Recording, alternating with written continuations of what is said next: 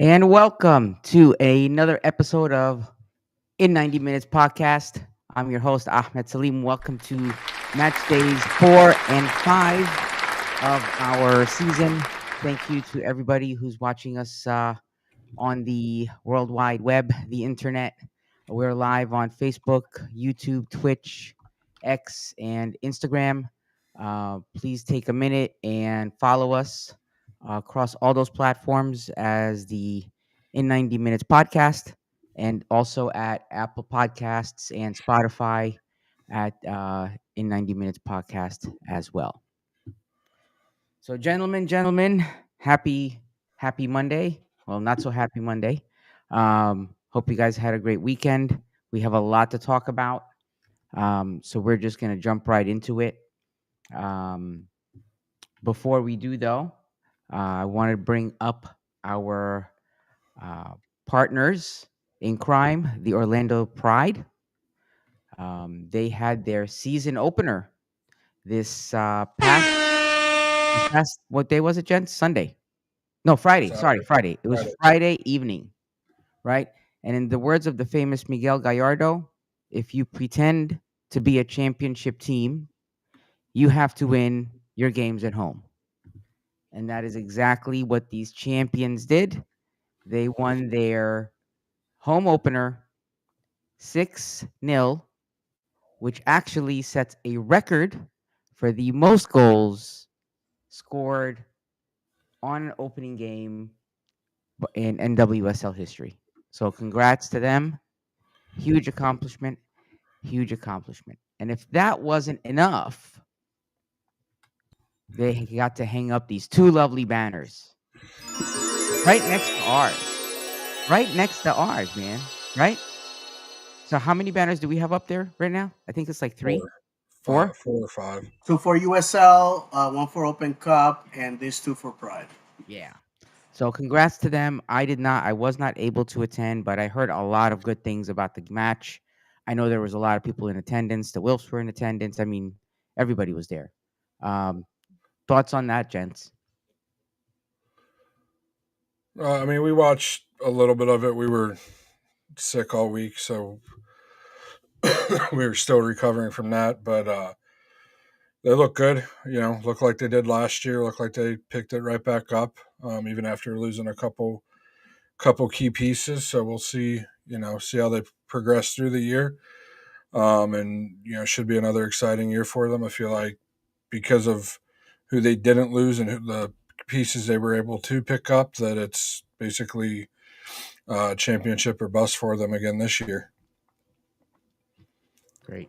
Yeah, David? I didn't get to watch the game live, unfortunately. Watch the highlights.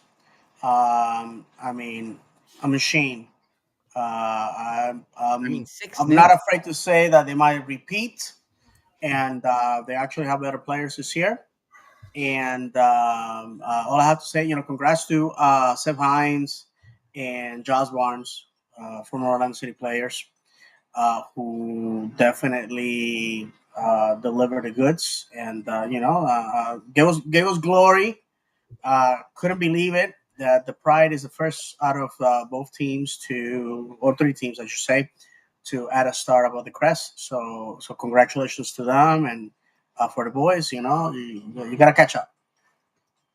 Absolutely. I think it was great. I did get to watch a few of the highlights here and there. But that's what you expect.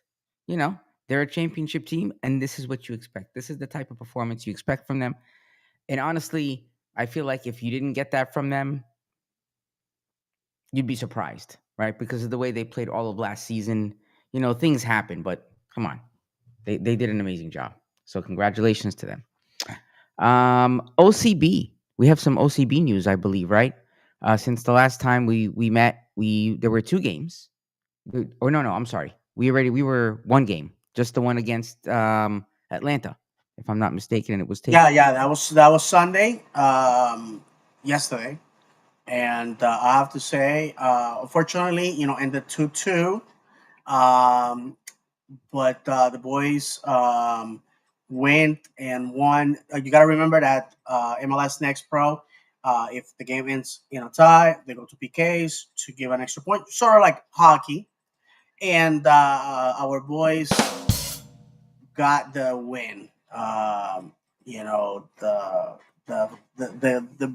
highlight of the game was Shaq Mohammed with an incredible set piece goal.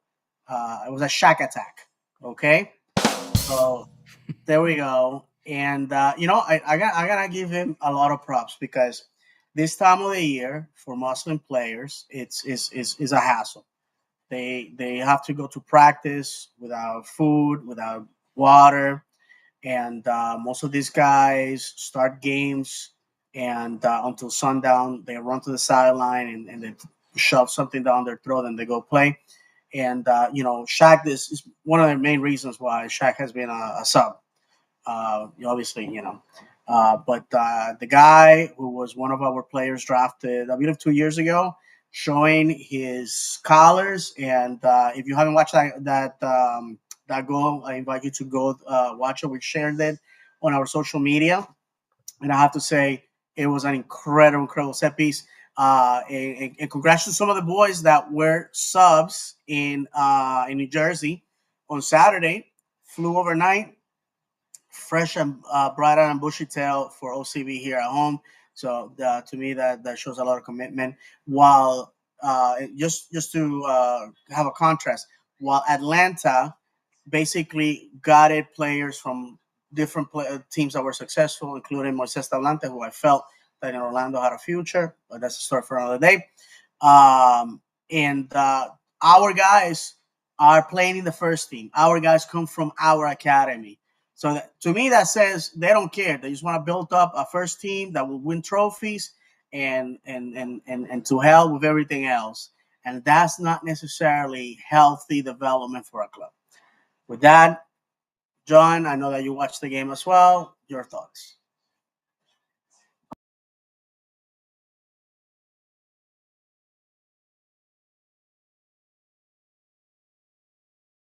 Hey, John, I think you're muted, John. Sorry. I was just looking at it. I was like, wait, Usually I either don't put it John on is mute really, because I got really the cough upset or going John on is here. talking. No, I thought they looked good. You can tell we got a bunch of players that have come up through the academy. They play the type of soccer that Poppy wants to be taught. Um, you know, they looked. I'm sure Poppy was pleased with how they looked. They could have won. Atlanta could have won. It was a tight contest the whole way. It was a shame that we couldn't get one more clearance to clear the ball out before they could send it back in for the tying goal. But and I do want to shout somebody else out. Zachariah Taifi came up, Orlando born and raised, came up through the academy. He's having a breakout year on Orlando City B. If it wasn't for Alex Freeman, we would have probably seen him a year or two earlier. But he's had a great two matches. Had the assist to Shaq Mohammed on Sunday. He also opened the first match. Had a goal, I believe. It's his first professional goal in his career. So if we didn't congratulate him, congratulations to Zachariah for that. But yeah, family bleeds purple and gold. I've seen his mom on social media for years, and it's crazy to see him. Now probably 5 or 6 years after I started seeing her on the around the Orlando City Twitter verse. Now that now he's 19 years old and he's dominating MLS Next Pro, and it wouldn't surprise me if he becomes if he doesn't already. I believe he does have a homegrown contract with the senior club. It wouldn't surprise me if we see him sign an extension here soon. If he, as long as he keeps playing, keeps up the level of play that he's shown through the first two matches. Yeah, this young man has Moroccan and German ancestry, and I have interacted with with his mom before in person and on social media. She's that family, they're diehard Orlando City fans. And I have to add this, because I'm partial to the North African player, which I believe is undervalued in MLS, and I don't understand when we already had success with North African players why we have walked away from that. And I have to say, for full clarity, I have North African ancestry, just so you know. I've been confused with Egyptian and Moroccan many, many times.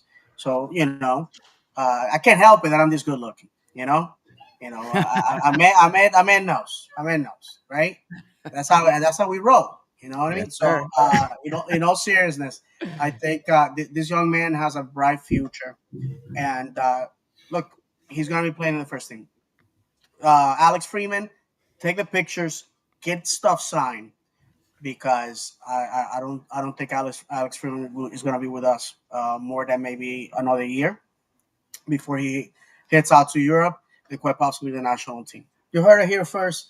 Not talking for the sake of talking. The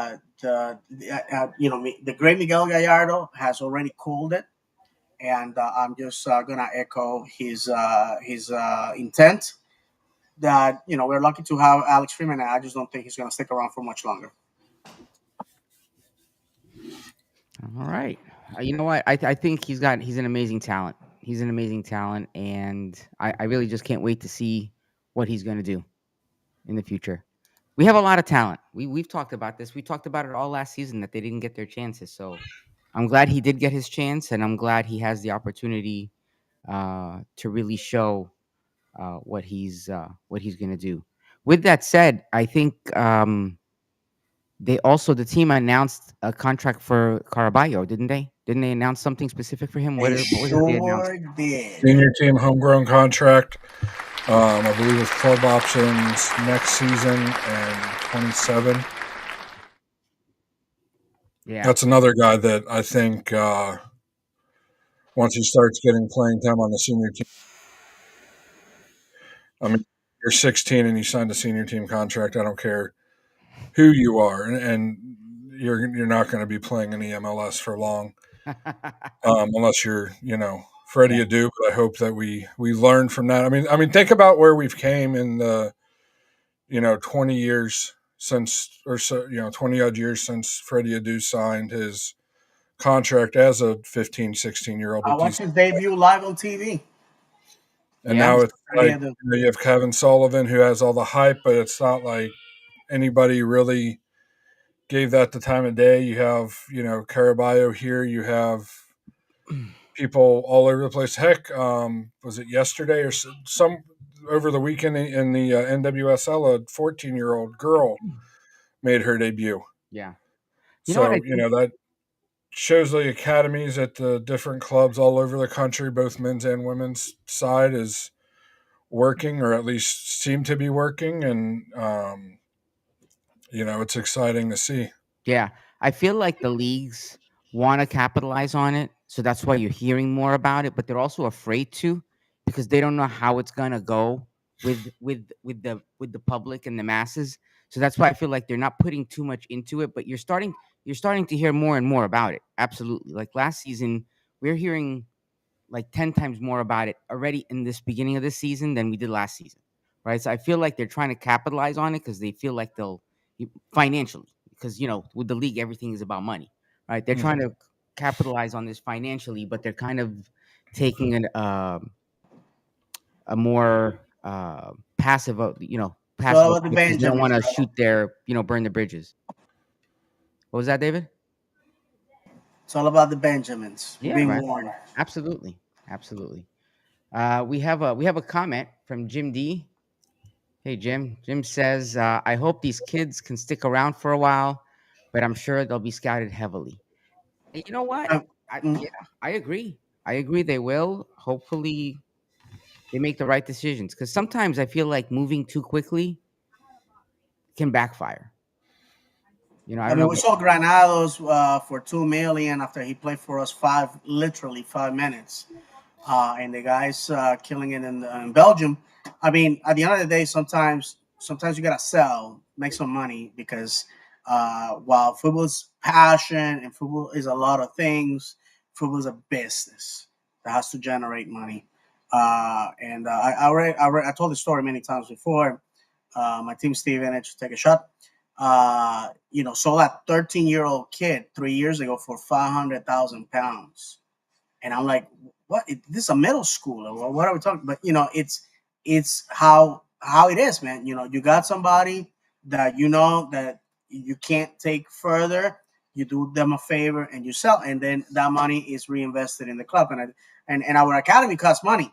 I believe. Don't quote me, because my memory's fuzzy on this. I believe having the academy costs about $2.5 million a year. Wow. That's crazy. All right. So, on that note, moving on. This past Saturday, 2:30 p.m., we went to the state of New Jersey to play the New York Red Bulls.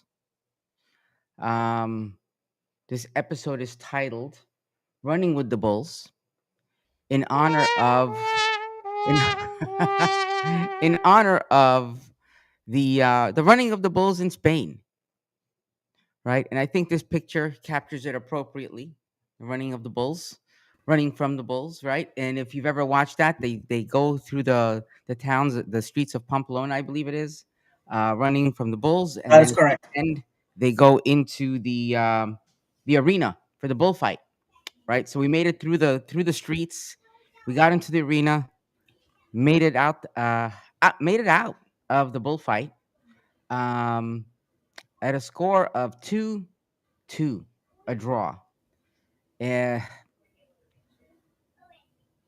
Good news is is this the second week where we have somebody on the team of the match day?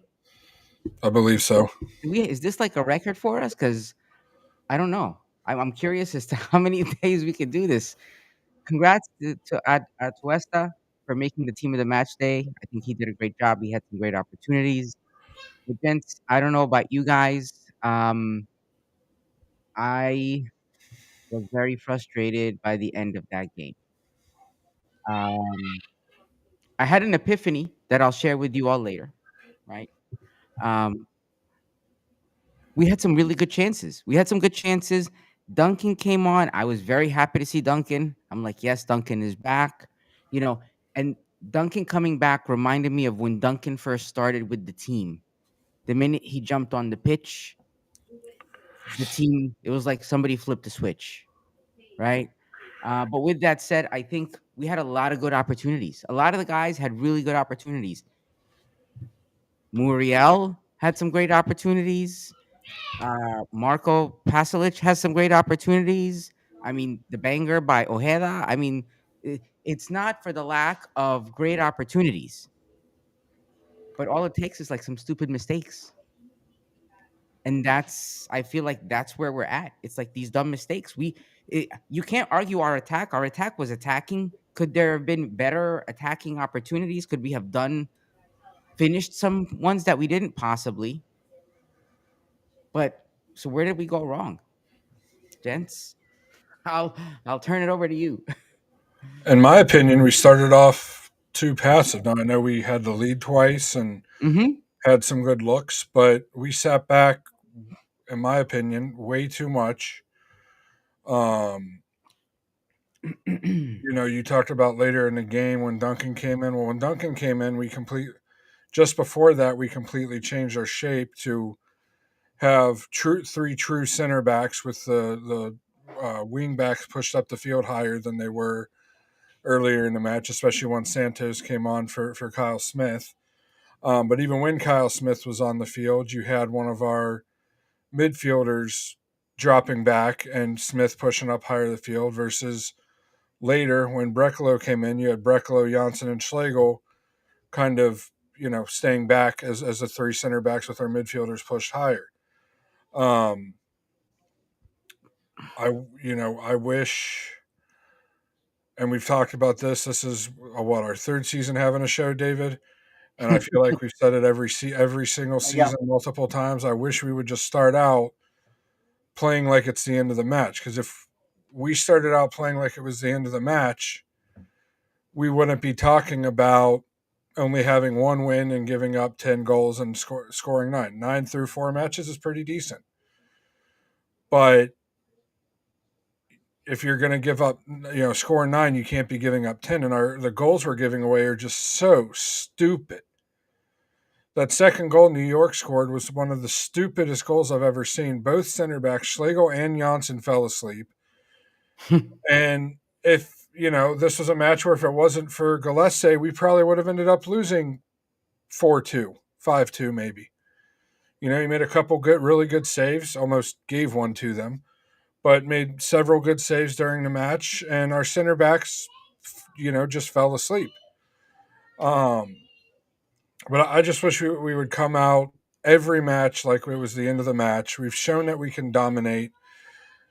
I get it when it's a home match and people, and we're pushing at the end of the match, that's a little bit different. But this was an away match. Mm-hmm. It showed that we have a little bit deeper bench than New York does, that we're able to sustain possession in our attacking half. And I'll say it again for the third season in a row. And soccer, a lot of the times, the best defense is a good offense because the ball's on the other side of the pitch from your net, and there's really no chance for the other team to score. So, but overall, I mean, you can't be too displeased with a draw against the Red Bulls, who did make it to the MLS Cup Finals last year. Mm-hmm. But unfortunately, we just didn't start out aggressive enough. We didn't stay aggressive enough. And once New York settled back and decided to drop back, we once again can't break a team down inside our attacking third. Yeah. And to your point, John, I think the Red Bulls have a bunch of injuries too, from what I understand. They have a bunch of injuries, and all credit to them. But these are the opportunities for us to show, like, there was something missing for me. You know what I mean? Like, there was that one piece that was missing. That if you're gonna go back to the whole, we need time to gel. This is the time to show that we're trying that gel.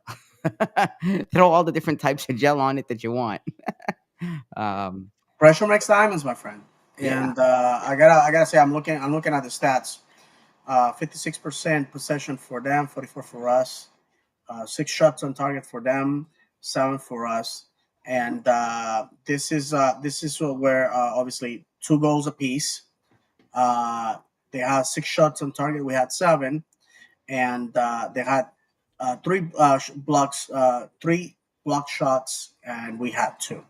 So in the end, they have more possession of the ball, and they did just about the same as we did.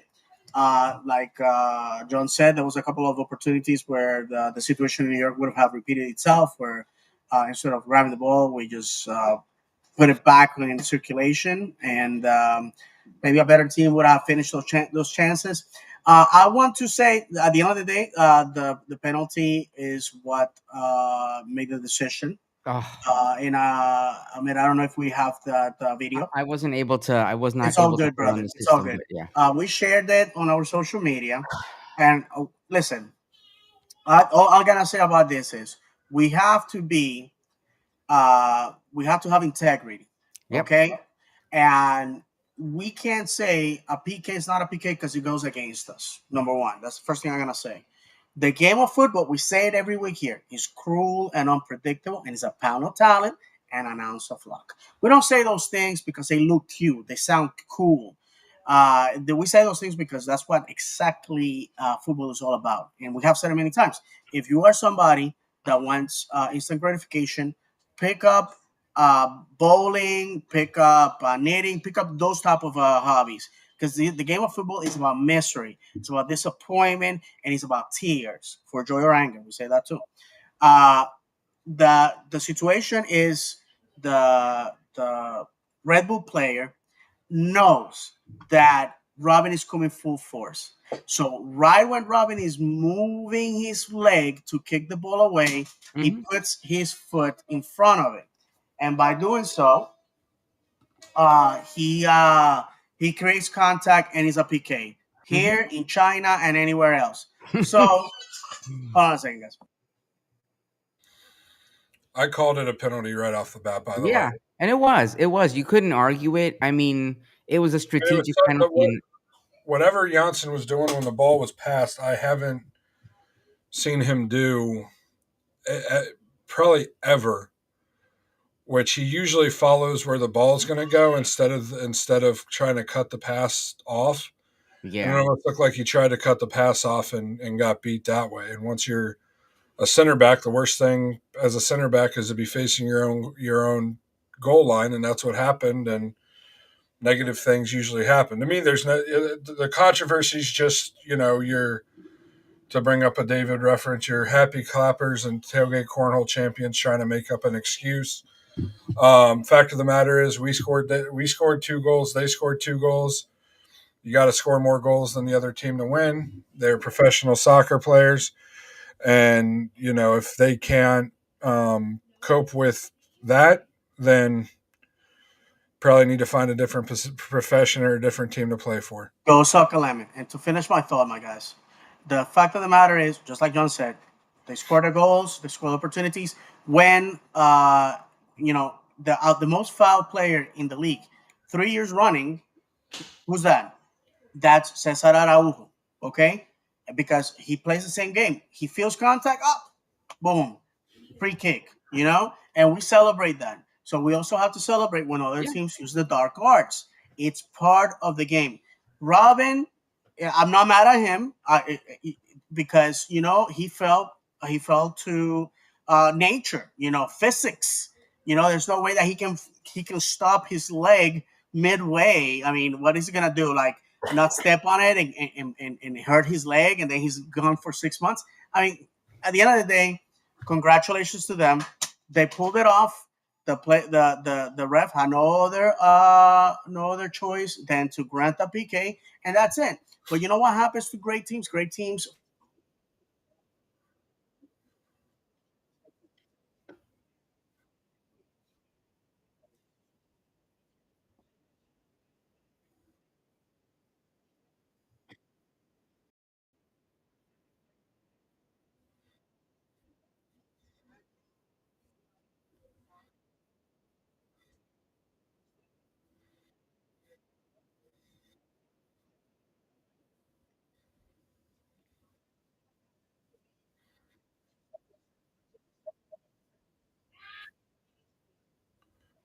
Type of people that go to the games, maybe watch them when they're away, and they don't consume any media. They don't study the sport. They don't watch any other games, and it's like, hey, it's just like when if your kid has played sports, if you're a parent and you're listening to me, I'm telling the truth.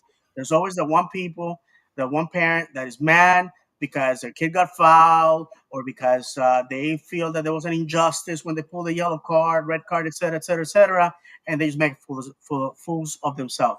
I have to tell a story. When my kids were playing U8 soccer at the time, Hmm. my oldest son was a goalkeeper, and he went to put the ball down to kick it, and some idiot on the sideline is screaming to his kid to come forward and kick the ball. And I looked at the guy. I said, "Look, if your child kicks my son in the face, we're gonna have problems." Because you don't scream, "Go kick the ball." You have to give the keeper the opportunity to get up and kick. Man, we could have a whole other show I know. about the stuff I've seen on a soccer pitch with parents. Police are involved. It's just crazy, man. Ah, anyway, We do have some um, comments if you want yeah, to yeah, yeah. I was read just thinking, through them. John. That's how I was going. Let's see. Jim D. Jim says, "I thought we looked decent, but we're still neglecting the right side of the pitch. We literally only use half the pitch. Hopefully, that changes. Will be way less predictable." Good point, Jim. Thomas Dupree says, "The offense has been good this year. All our problems have been on the back line." And that could indicate why we had the score line that we did this past Saturday. Ray says, "Hi Ray, thank you for watching." Ray says, "Best commentary that I heard. Muriel was referred to as a slow cow, It and was the actually a fat 3-year-old cow, slow fat cow. There you go. and the 3-year-old responded, "He's not a cow. He's a soccer player. I would add supposed to be." Muriel seemed unable more than a half.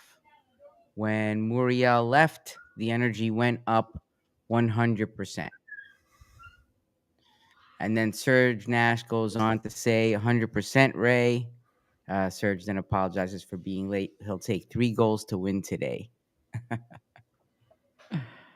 Got that one.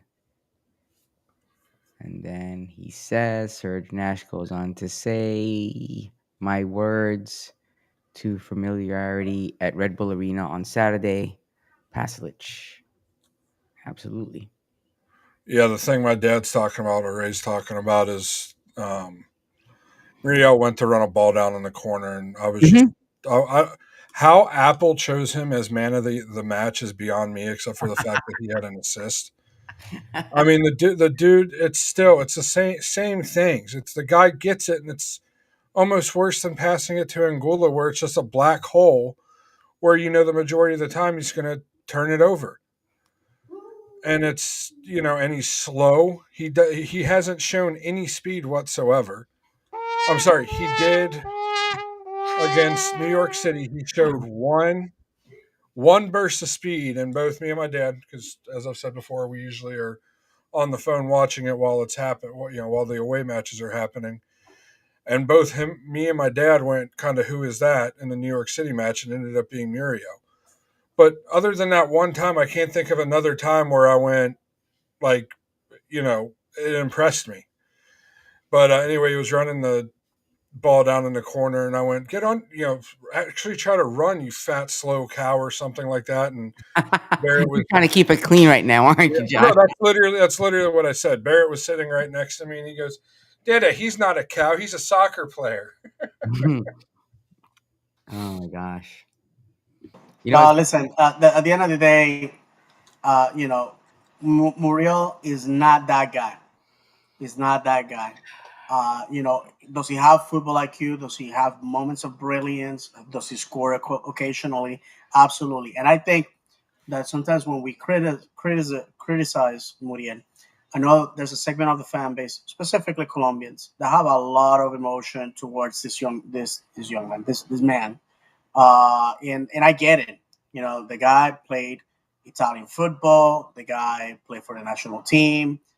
The guy at one point he was at the top of his game, but unfortunately he is not that guy in Orlando. And I gotta tell you that rumors have come to my ears from little birds out in the sky that he tried to ask for a transfer, a free one, Wow. to juniors in Colombia, and the club said, "You know what? No, we need money. I mean, we paid some top dollar for you." So I believe it was a free transfer. So don't quote me on that. No, But we had to pay extra because it wasn't a free transfer, because it was. Inter was not going to let him go unless we paid an extra fee, and Muriel wanted to leave Inter. Look at that. So there you have it. So we paid, and we're giving the man $4 million for 20 minutes off the bench. Obviously, this year is different because he's starting. But and if I'm not mistaken, I don't believe his family is living in Orlando. So that already tells you that the guy is probably looking for an out. I wouldn't be surprised if we buy him out in the summer. So that's just my 2 cents on that. Wow, that would be crazy. Have we done that in the past? Bought somebody out like that at We sure that have. We contract? sure have. We bought out what's his face. Did we buy out Vanderwater, or did we sell him? No, No, we we sold sold. him back at a loss. We let his contract run out with Gaston Gonzalez, which we paid $2.5 million. We got absolutely nothing out of him. And then David Mateos, I don't know, David Mateos, that was a complete flop. And we have in the contracts, like for example, Orlando City legend Adrian Venter, the the legend from Switzerland, who has retired, by the way. He Chris Jones ran out. Right, he had a situation with family. He went back, and we were gracious, and we cut him loose.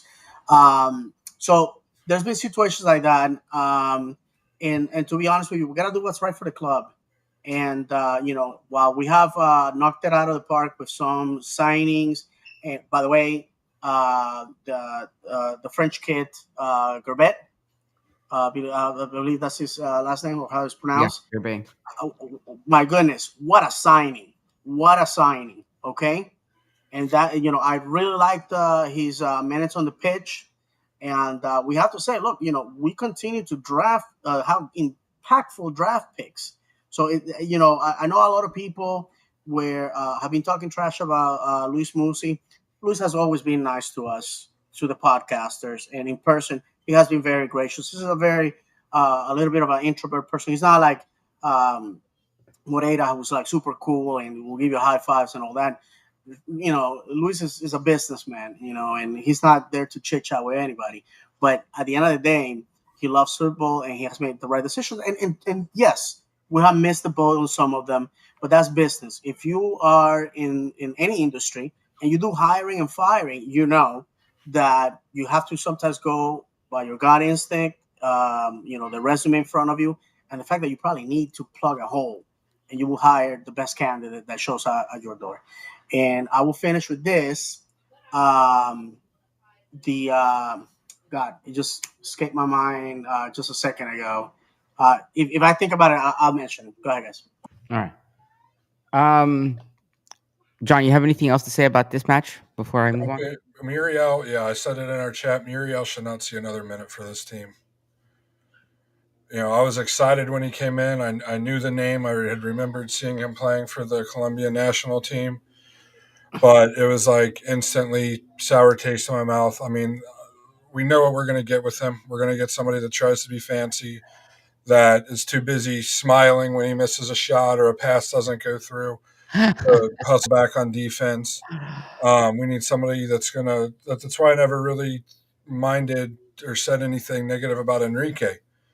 You look at Enrique's defensive work rate when he loses possession. He's not somebody that sits there and misses a pass and sit there and is smiling, shaking his head about it. He's busting back, trying to win the ball back. The same with Duncan. So, in my opinion, unless the strikers, our number nines, get the injury bug, which I hope with Duncan getting healthy that's now over with, I don't think Muriel should see the pitch again, barring any injuries, because we know what we're going to get. It's going to be subpar performance after subpar performance, and Saturday showed they brought Duncan in and the team instantly looked different. Within the first 3 minutes of Duncan being in there, we had an extremely good chance on goal. Didn't see that really, we saw that twice when Muriel was in there. You know what I thought? I thought that when Thor came on, he was going to do a repeat of what he did in that previous game, where he came on and like 10 seconds later score. Yeah. They played him in a little bit different position with yeah. Arujo being out. They played him as more of a a central midfielder, number 8, number 6. With the way they were playing him was more of a number 8, a little more advanced. But yeah,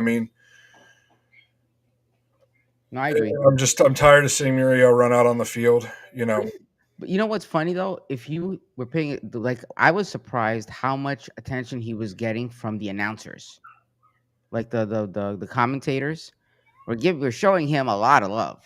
I mean, they were like talking him up. I was like, wow, okay. They did the same in Spanish, by the way. Did they? Okay. I was like, wow, they're actually giving him a lot of praise for somebody, because in that case, they could just as easily have gone and talked about what he hasn't done, right? Because they have all those stats, but they were talking him up. Like if that was your first match watching these two teams, you'd be like, wow, I got to keep an eye on him because he's gonna do something special. So listen, you never know. Something to mention: Mark Wilf was impressed. Was there? Mark Wilf was there. Our owner. Yeah. Was there in basically because he lives in New Jersey, just so you know. Oh, does he? Okay. Yeah, he lives in New Jersey. They own Orlando City Pride and the Minnesota Vikings, but they live in New Jersey. That's the base of the family. So They have delegated people who represent them in the individual cities. Got it. But that's where Mark is based out of. So I mean, it was like a drive up the road to see his investment, right? A lot of people are making a lot out of it. Like, is Oscar okay? Is this player okay? That player okay? I'm not personally. I'm not gonna make too much out of it, other than it just happened to be he's in town. That's where he lives, and he just went to watch the boys. I can tell you, and I don't get sick and tired of this. They did flew to Orlando for Open Cup against Red Bulls to fire Oscar. He had lost that game. That's a fact. Wow. Okay, and I don't sell smoke. 3 years ago. He's talking about 3 years ago. Yeah, for sure. And I don't sell smoke, and we're not here to throw rumors out of being mean. So anyways, I just wanted to talk about that because on social media people were speculating what that meant, and it just basically the boss showing up, look busy. Wow. All right. So at this point, we've played a total of 4 matches, right? We are now in 11th place. I try not to look at the placements too much right now because it bounces around like a pinball machine, right? Because it's like we went from 4th to 11th, like I don't know how many times on Saturday during that game. But 4 matches in, we have 1 win, 1 draw, 2 losses, right? Our goal differential is -1. The thing that got me is this. We're about halfway through the first quarter of this season, right? There's a total of 34 matches. So in another 4 matches or so, we're a quarter way through the season. So when do we expect to start seeing that consistency, one way or the other, right? When do we expect to start seeing those gaps fixed, these problems solved? Nobody's saying day one because, we all know we start slow, blah, blah, blah, blah, blah, blah, right? But when do you guys think we need to have our act in shape for us to because right now, the way I see it, if we keep going this way, which obviously, hopefully we're not because we're supposed to get better. We typically get better as halfway through the season, 3/4 of the way through the season, and we barely squeak by, right? When should we get this stuff squared away? I mean, what's a reasonable expectation of a fan as to when we should have this squared away? 4 weeks ago. Thanks, John. Thank you for making me feel better about what I just asked.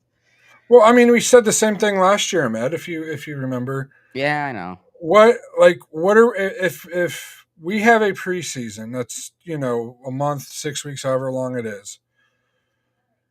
And did the players change a little more this year than last year? Yes. Did Cartagena's injury kind of, put a twist in things? Yes. But still, what are we doing in preseason? Marco said it great after his first match, and how are you communicating with the players? He doesn't really know Spanish. He's like, we all speak the same language. We speak football. Well, if that's true, which I would believe him that that's true, then why does it take this team, 2 years in a row now, 3 years in a row, where especially 2 in a row, where the defense is just in shambles? Like, what are we doing in preseason that it takes us 3 months, to a third of the season to get our defense straightened up? I have the solution, John. What we need to do is at the beginning of the season, give the players calendars where the calendar starts in June. That's exactly what we need to do, and perhaps we can start winning.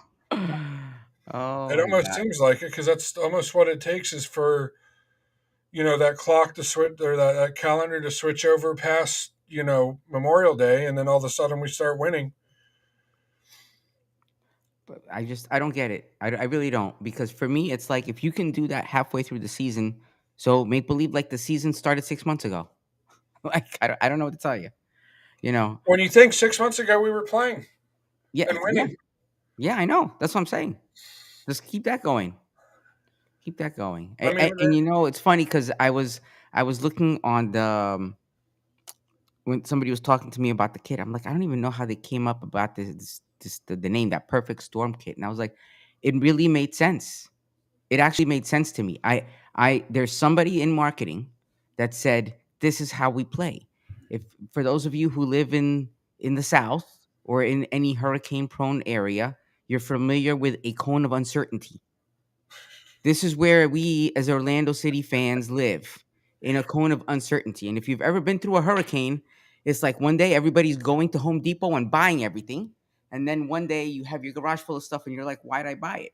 It's like this is what happens to us. And not this season because it's still early, but right now that cone of uncertainty is like this, right? I And don't. what's gonna happen is it's gonna get narrower and then we're just gonna go right and left and I right. don't know if you remember a few years back in the 2004 hurricane season where we got pelted like four hurricanes. There was one time that the hurricane was supposed to hit Tampa, and all those people moved to Orlando, and Orlando got hit. You know, So so when they said that, I'm like, you know what? They already knew that this is how the season's gonna be. Because if you really think about it, that's how it is. There's that lack of consistency, right? And it's not. It's it's regularly inconsistent. If that makes any sense, you know, up until like that first half of the season, we need to do something about that. And I just thought it was funny because when I was talking about that, I was like, holy moly! I was like, this makes perfect sense. So I anyway, mean, that's and, what I you know, said. honestly, the start is kind of what we expected and anticipated, though. Yeah, You know, and that's the worst part is it's like, you know, we're just a bunch of schlubs that talk here every Monday during the season about the club we love, and we knew what to expect. Why can't the coaches be like, well, we started the last two seasons out like this. Let's not let it happen again. You know, at least Poppy hasn't came out and said, you know, you don't win championships in April like he did last year, which almost sent me for a loop. But you know, I just well, and it you know, Jim D, not to take your thing, but you reminded me of it. I said it Saturday after New York scored the goal. Jim D just commented that in the second half of the match is very sketchy. Like, what is Poppy saying this year to the players at halftime? You know, used to, meaning last year, the year prior, even when we at the beginning of the season when we weren't doing well, we used to come out of the half flying. And I feel like this year it's the exact opposite where we come out in the first 10 minutes of the second half, we're holding on for dear life. yeah, And you know what is he saying to the players at halftime? You know what are their tactical adjustments at halftime because they're obviously not working since the first match of the season. Look what happened against Philly. I mean, we gave up what 2 goals in 5 minutes, 2 goals in the first 10 minutes, whatever it was. oh my god, yeah, And like I said earlier, they're bad defensive efforts. It's just bad. They're poor goals. They're stupid goals to give up. yeah. I have no more to say. David, you have anything else you want to add before we? listen, all we gotta do this Saturday, as the boys return to 655 West Church Street, downtown Orlando, all roads lead to Inter and Co Stadium. So we gotta win. Wins tend to have that Men in Black flash stick doohickey effect. People forget. People forget wins. Wins are the how that commercial of the guy like spraying that seal stuff. He has a tank with water flushing. He just knows. That's what wins are, and you gotta win at home. You gotta win at home. You gotta win in front of your boys. That's all that matters. I watched the game. EC ended up with a 0-0 result at home. Bendeke, another pain. We have to neutralize him, but it's a winnable game against DC. I don't know where they're on the table. if John or Ahmed can They're give it. ninth right now, 2 points ahead of us. Okay, so yeah, we're basically at the same level as them. So I think we can go and beat them. If we beat them, then our next two away games we're gonna go with confidence because if you lose at home and then you go on the road to very hostile places like LA, which on top of being a hostile place, you gotta go cross country. It's not gonna be a good result. I personally have said it many times. As Open Cup starts tomorrow night, uh, that I feel that we're gonna win Open Cup and that we're gonna get into the playoffs and possibly not make a lot of noise. If we continue this trend of being flat, the league continues to pave the road for an individual and a team. And as frustrating as that is, because I don't mind losing to a better team, I hate losing to shenanigans and to what the league feels is the best financial solution rather than being a even field for everyone. I think that's what's our future is this year. And Oscar being on a contract here, he has to deliver. He has to deliver because I gotta say, as much as I love the guy, I think that if the result is that where we make the playoffs and we are out on the first round, then it's quite honestly expected to ask, is this the plateau that we're gonna be hitting with Oscar, or can we go into the market and look for somebody? You know what? We saw how Rob Valentino, Orlando City legend, performed with a depleted Atlanta. Depleted the miracles that he made, and and he's in the market. He doesn't have a team. Sorry for that. So that's those are things that we have to talk about. Do we want to be a team that is just good enough middle of the table forever and ever and ever? Look at what Philadelphia did.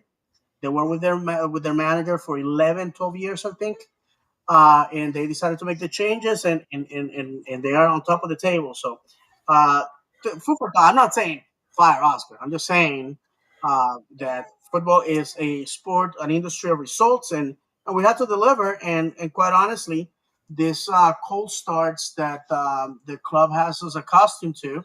While and the problem with this is we sucked, right? And then people are like, well, maybe this is time for changes, this, that, and the other, and the happy clappers, the cornhole tailgate champions, then are revindicated at the end of the year. See, we told you, look, we made it.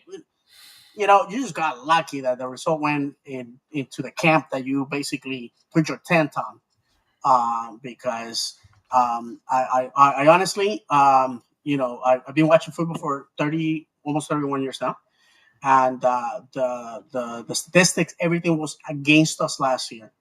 And I gotta be honest, I think had Atlanta not done us favors, quite honestly, collision course to Messi, and they clean our clock at home. And then you're gonna have to put up with some goat herder in Kenya at 3 o'clock in the morning going buck wild on your Facebook. You know, it's how it is, man. It's how it is. Football. When football is like that. I want to win.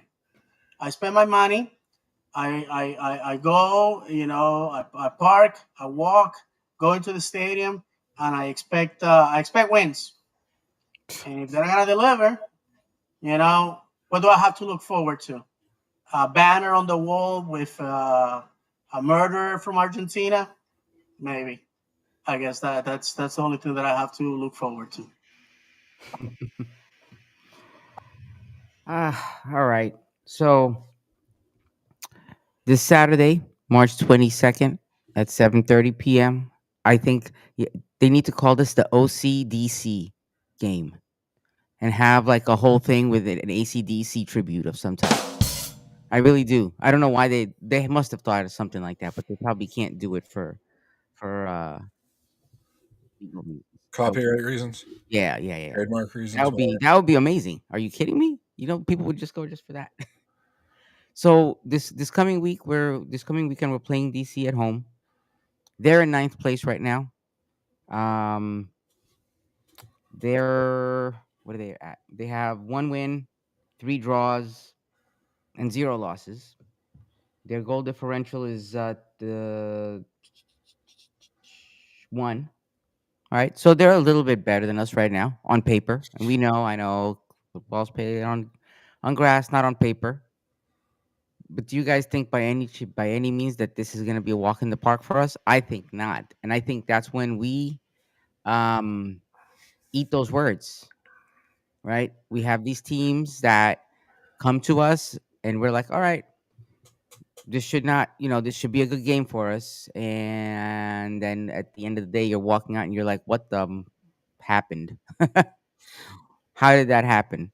What are your thoughts on DC this coming weekend, gents? I mean, like you said, you asked, should this be in a walk in the park? It should. But the way our back line's been playing, we're gonna have to score 4, maybe 5 goals because Benteke is gonna run wild. Um, yeah, I mean our center backs have been a disaster this year. They've shown exactly what they shouldn't be doing. Um,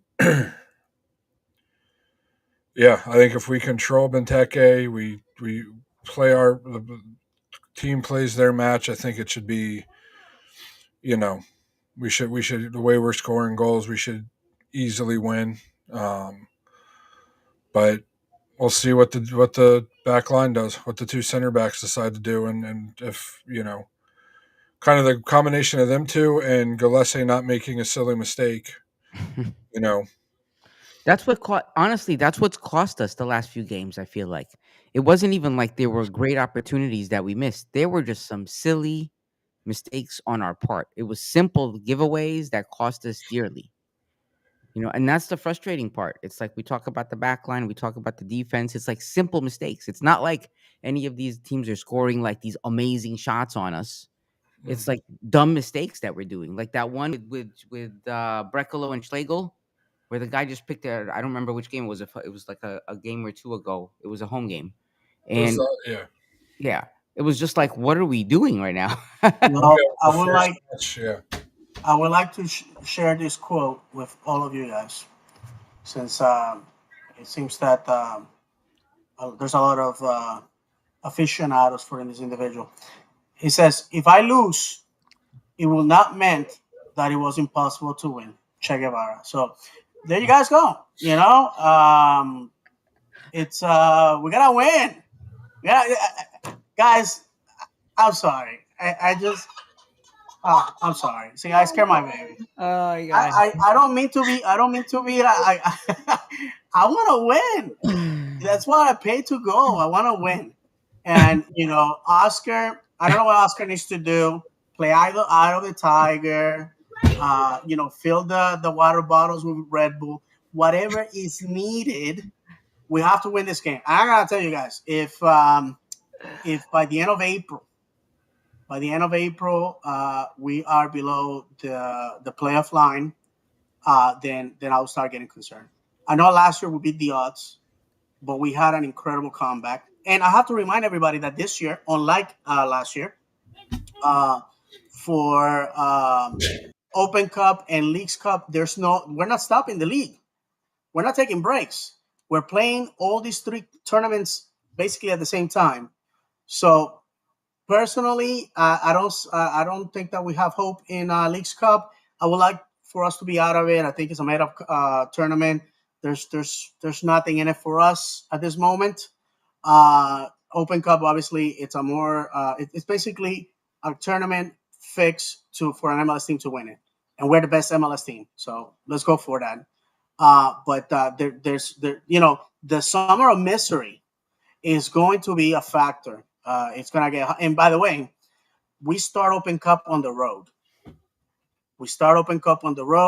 And that is something that we have to be very cognizant of, because if we start playing, and we have done this in the past, start playing Saturday, Wednesday, Saturday, or Saturday or Sunday, and then the next week the same thing. We, and we have a lot of players hurt at this moment. So, in all seriousness, jokes to the side, April and May are gonna be decisive for our future in the league or in the tournaments that we're gonna be enrolled. Wow. We were lucky last year in the regular season actually to not have played the U.S. Open Cup because of our lack of depth.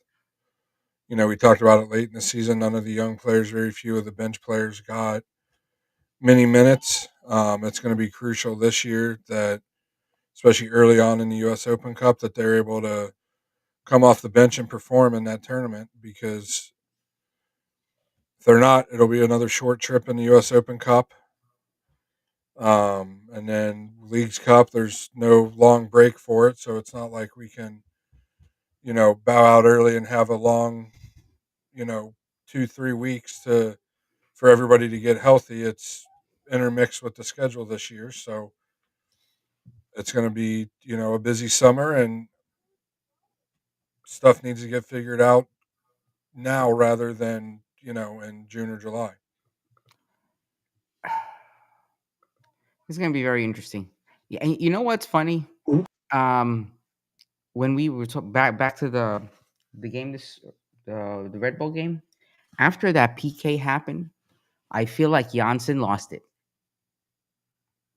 for the rest of the match. Like, I get why he was upset, but I feel like from that point on, he was in his head. I don't know about you guys, because the way he was reacting with everything, and it worries me because he's our captain, right? He's supposed to be the calm, cool, collected guy, and a lot And of he times gets that yellow for talking back. I know. So that to me is concerning. Like, it's something to really look at and say, hey, you need to get out of your head for a minute, work through your stuff, because it's way too early in the season for that to be happening. And Guys, do we have comments that we haven't read? yeah, we have two. We have Okay, two. go ahead. Yeah. Yeah. So Ray says, my impression this year, we are scoring but need 3 goals to win. And last year, multiple goal games were rare. Love the offense, but defense wins. And then he goes on to say, speaking of center backs, can't wait till Thomas Williams gets significant playing time. Absolutely. Like we've been And saying, and he's and to young. our boy Johnny Redner, because I saw his comment. Thank you, my brother, for giving Stevenage a chance. Take your shot. Watching them against um, Reading this past weekend. Carl Pergiani with the equalizer. So thank you. A lot of people have told me they're giving lower league football, English football, a chance. The fact that I talk about it ad nauseum in this show. So thank you, my brother. Appreciate that. I'm sorry. I cut you off, bro. No. It's good. It popped up in my head because it was something that I wanted to bring up earlier, because it's a big thing for us. Like we need to get that kind of stuff straightened up because that could shoot the whole match for you. Not just because he's the captain, but he's also what are we talking about? We're having issues with our defense. So it's like we can't have the person who's basically the key for that getting all in his head because he's pissed off about a call, right? I get it. I get why you would be, right, in the moment. We have But discussed this many times, my friend. yeah, I think the one weakness in his game, somebody needs to tell Robin, you're a captain and you need to chill out because you know what? You already got up. You got their DP as your man that you have to, a guy that took a PK away from you, and now with a yellow for talking back. Now he's gonna try you over and over and over and over. And by the way, the Robin shouldn't be mad because if that wasn't a PK, the travesty that our good friend Rodrigo Schlegel did in like 30 seconds later would have been a PK also. So it was either that or the next foul. So we have to understand that we can't let adversity take over to the point where we're just throwing the game away. You know. The worst part about that sequence, David, is I thought Rodrigo's foul or Rodrigo's tackle was less likely to get overturned if it came to that than Robin's, because at least Rodrigo got ball first and then the man, versus Robin didn't even on the follow through didn't even touch the ball. Yeah. Yeah, I mean, it just comes to it. You gotta be, that's why Mauricio was such a good captain for so long for us, as he was very cool, calm, and collected. He'd get irritated, get angry but you rarely saw him, get a yellow card for dissent. Janssen, I'd say it happens way more frequent than it should. I'd say once every 4 or 5 matches, he gets a yellow card for dissent if we're lucky. Yeah, and then the worst part about it is it comes back to haunt us at the worst possible times. With the yellow card accumulations, it's like, oh God. Yeah, look at the end of last year with our midfield. I mean, it felt like about every other week we had it was Janssen, then it was Cartagena, and then it was Araujo, I believe. Yeah. And that including like this week when we had Araujo because of his injury, it's like it's just so we need to do better on that front. Quick things as we are wrapping everything up. This weekend there's no OCB. They will return to hostilities on the 26th away. So just want to remind everybody that ways of watching OCB away is either on MLS Plus. So obviously paying. Some of the games might be free, and they will let us know ahead of time, or on YouTube, which obviously are free. So just letting you guys know, no game for OCB this weekend. But again, we can spend a whole lot of time talking about everything. We support a club, and I know that there's other places where they want to tell us that everything is awesome, that we're actually performing better than last year, and to come and drink the Kool-Aid. And I have to tell you that in this show, you're always gonna get honesty from us, and sometimes you're not gonna like us because we're gonna be talking about things that you and I know that are going wrong. But a season is peaks and valleys, man. That's what makes football fun, guys. It's the peaks and valleys, the unpredictability, if that's a word. I've had a hard time pulling out. And of the sport, it's a soap opera. You never know what's gonna happen. Every week is a cliffhanger. So if you're new to the sport and it's frustrating, well, welcome.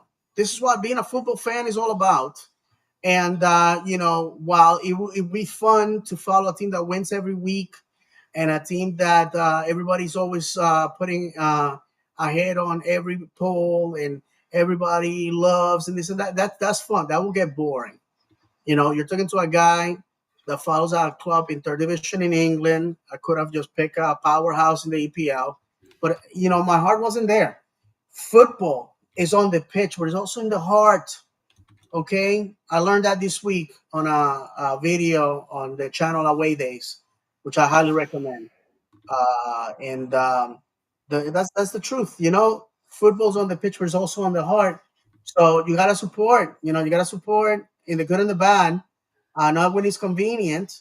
So I encourage everybody to buckle up, show up this Saturday, support the boys, and if we win, great. If we get a point, good. And if we lose, the beauty of a season is that next week there's another game.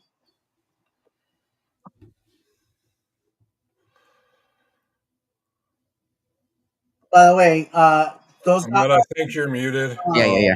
Apologies to those watching on YouTube that. Just remember, send money to Africa. Send money to David Valentin. I got 3 kids, 3 kids and a wife.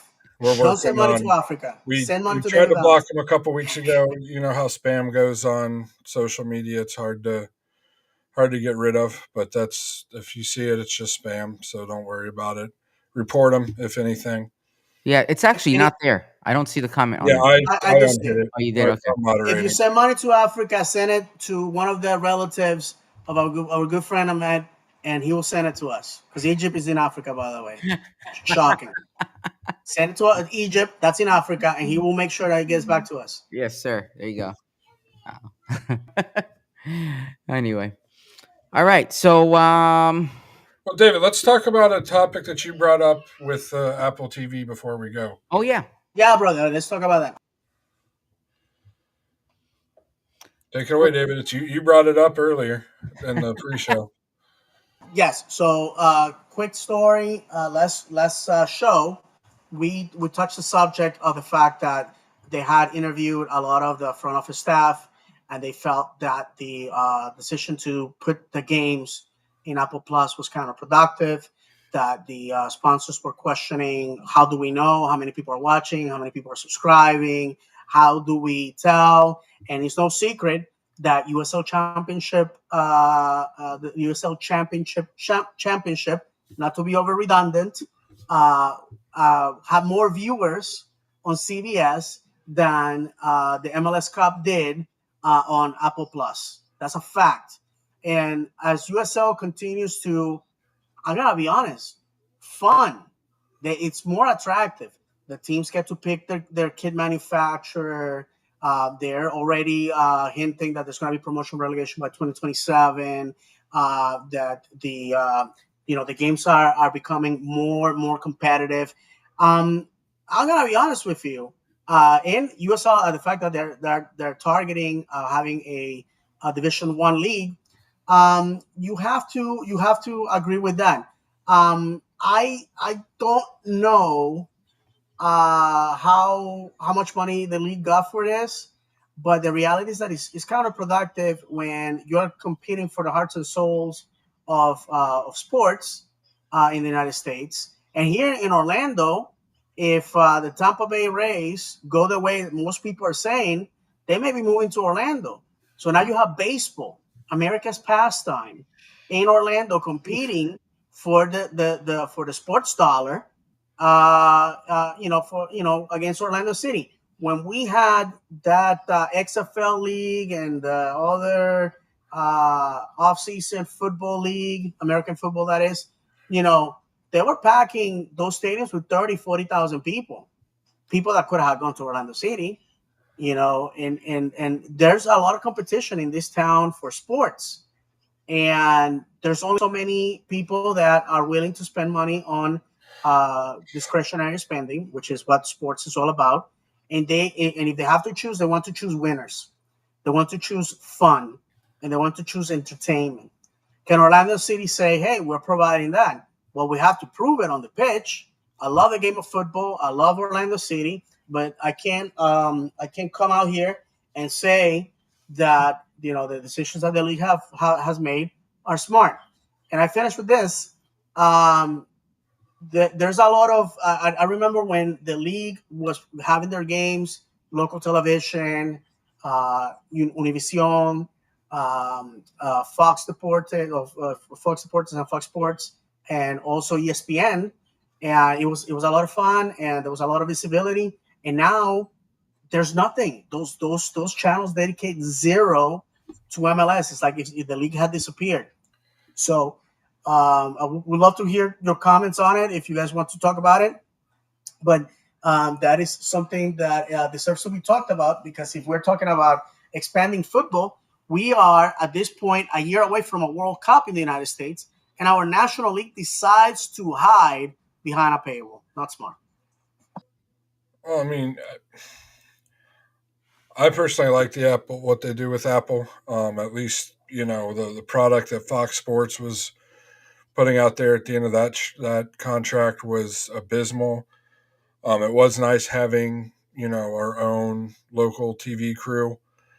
That's if you could watch it though, because if you were Hmm. outside of the Orlando area or had streaming TV and it was a Fox specific one and there wasn't local TV, the local guys weren't doing it, and you had a streaming for your TV, whether it be YouTube TV, who Fubo Live, Hulu Live, they were blacked out, so you couldn't unless unless the local broadcast was on and you had access to the Lion Nation app. You had no accessibility to watch it other than going to going to a bar or something and hoping that they would turn it on. You couldn't even watch it streaming on their app, even if you were local. I was sitting, Mhm. I remember many times sitting in my on my couch in my living room trying to watch the match when it was on Fox because I had Hulu Live or whatever it was at the time, and it was blacked out. So that's the positive of the Apple deal. Do I think that they should do both at times where they have, I know occasionally they do, but I'm saying playoffs, that Sunday night football that they do, or Sunday night soccer, whatever they call it. Um, those big matches, those marquee matches that they have should be, even if it's ESPN2, should be broadcast on a national channel for that visibility. Yeah, I agree. The only thing is they're only gonna do one key match, and you know which one that is. Well, do the Sunday night match. They make such a big deal this year about them having that specific match on Sunday. That's like the match of the week or Mhm. whatever. Make it that one. That one every night. It's every Sunday at 7:30 or whatever it is. Yeah, the problem is it always has to be the I didn't want to say the name of the team or the name of the person. It's got to be that one game. Yeah. So, Well, but Unless they're again, playing in that's on Orlando. everybody's throat. What's that? Unless they're playing in Orlando, then it's both matches buried. this year are on Sunday night when we play them. By the way. Mm, Really? Yep. no way. Why Is am I not shocked, guys? Why I'm not? Listen, let me sit down. it? Oh my gosh. All right. Yeah. Um, I know at least one of them are, if not both of them. yeah. I mean, I definitely think there's a better balance that could be struck, so they make it more accessible to people that don't have access to the subscription. But I remember having those same problems before they had Apple, where I'd be sitting there trying to watch a game that's local, and I'm home and I can't watch the game because it's blocked out, and it's like, what's the point? The whole point is to watch it when I can't get to it. If I can get to it, it wouldn't be a problem. So, Yeah. Well, I mean, and then think about the product they offered too. I mean, well, how yeah, many that's times did we have one? There was never a studio show. Every week with Fox, there's a studio show, or with Apple. Apple. I'm sorry. And then how many times with Fox would we have a match on Fox Sports One, FS1, and the announcers were getting players wrong, were getting who did what wrong. I mean, it happens with Apple occasionally too, but I feel like you saw it a lot more with Fox Sports, and that's one of those that coming from some a network with that name that you wouldn't expect. And then there was never a pregame show unless it was for the MLS Cup final. Mm-hmm. Never any really post game wrap up. It's like the match would end, they'd have the announcers would do a couple words and then it'd be on to the next sport. I just love when the games were on Fox and they will dedicate like hours to replays and then they will miss goals. That was my favorite part of Fox's broadcast. I don't know if you guys remember when we went to Atlanta for the first time and Kaká scored from center circle, incredible goal, and we missed it Yep. because we were going for the fifth time over Miguel Almiron hitting the signage. Those are the type of things that makes you pull your hair, right?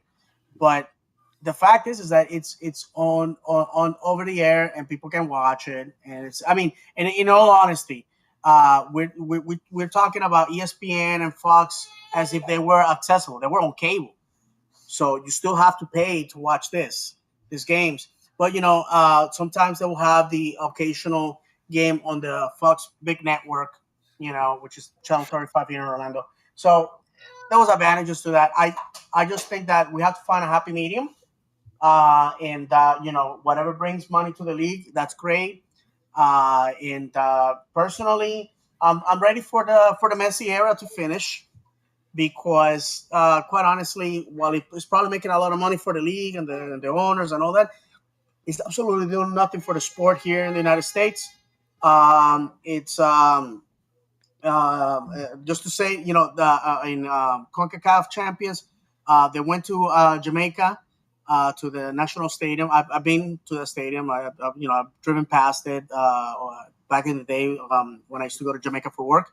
And I'm sorry to the Jamaican people. How low can you denigrate yourself? Your local team is playing these guys, and it was an away game, basically an away game. I don't understand the fascination with a player. Like when I was a kid, Michael Jordan was great, but if they were playing my team, they were playing the Magic. I wanted the Magic to defeat him. Mm-hmm. I wasn't gonna be there to wish that he scored 50 points on my team. So I don't understand. I don't know. And maybe it's just me. Maybe I care too much. No, No. I agree with you. I mean, the only thing I've ever you can really compare the how crazy everybody goes for Messi is when Tiger Woods was dominating back in the 2000s. But that's an individual sport. That's not a team sport. You bring up you know Michael and Kobe and LeBron, guys that are you know some of the greatest players of all time. You've never seen that with them. Baseball, you've never seen anything. Heck, in American football, you saw the exact opposite. Think about when Tom Brady was with the Patriots, how hated the Patriots are. Think about the Chiefs now with Mahomes and how hated they are. And it's I don't get the fascination with one player. Do I have my opinions on him versus Ronaldo? Yes, but I'm not gonna if what's her name Al Hilal came and played a friendly against Orlando, I wouldn't be sitting there with a Ronaldo Portugal kid on rooting for Ronaldo's team to win. You're playing my team. You might as well be the devil, and I want you to lose and lose bad. And I'll never understand the fascination behind it. But yeah, I mean, overall, the league needs to figure out some way to make it more accessible to everybody. And because I mean, I'll admit the amount of MLS I watch now compared to before is much less. If there was an MLS match on Saturday night during the summer, I'd rather watch that than a game of baseball that I don't really care about. If the Reds were on, I'd probably watch the Reds over a random MLS match, but I'd rather watch soccer over any other sport anymore. And since they switched to Apple, unless we have a late game, I'm not really watching any other matches other than Orlando City's. Yeah. Good point, John. I mean, I think they just need to really look and see what else they can do better, and how they can kind of balance that act out. Because I think what they're doing is great. I just think we went from one extreme to the other. So it'd be nice to find a little balance. Yeah, All and I right. mean it's never going to be perfect when you got a guy Yeah. running the league that hates the sport. So Yeah. Yeah. All right, gents. So, any final thoughts before we wrap it? No, we're good, right? just win. Yeah, just win, win, win. We're averaging 1 point per game at this point because we've got 4 points, 4 games. That's not the average we want. So let's just do better. All right. So, we're going to leave you the only way we know how by reminding you that football is played on grass, not on paper, that football is cruel and unpredictable, that football is a pound of talent, an ounce of luck. And if you have not cried for joy or anger, have you ever really footballed? For David, John, Misael, who had to skip out on us this evening because he has a flight, may God bless you. And as always, vamos, Orlando!